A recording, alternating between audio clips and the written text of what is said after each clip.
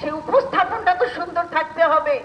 আমি রাষ্ট্রীয় সবকিছু ধ্বংস করে নিজের জীবনকে বিপন্ন করে আমি তো দাবি আমার সে আদায় করতে পারবো না। অবশ্যই দাবি থাকবে, সবাই ছাত্রদের দাবি থাকবে, যার যার দাবি সেই দাবিটা উপস্থাপন করতে হবে সেইভাবে।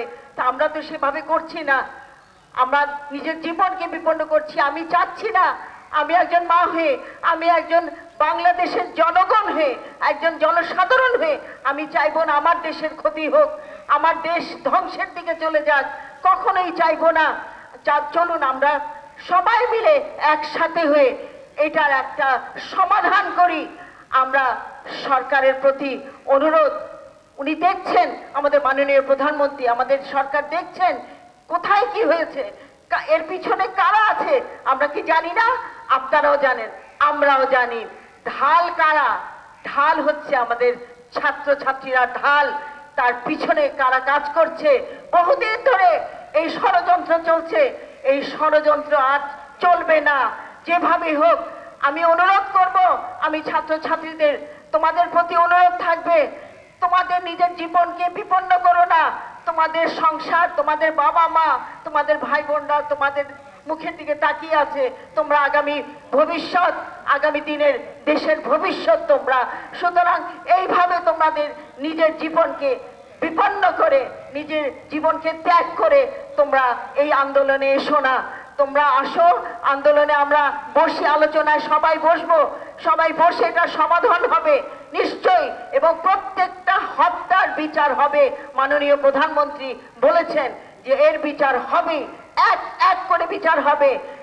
পুলিশ গুলি করলো কার নির্দেশে? সেটা কি একবার দেখেছি আমরা?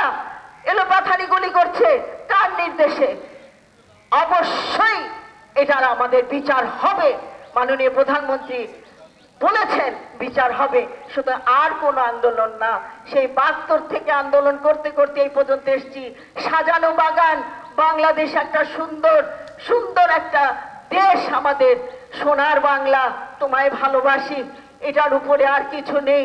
সুতরাং আমরা কোন রকমে কারো উস্কানিতে আমরা সামনে আসবো না, আমরা বসে আলোচনায় থাকবো।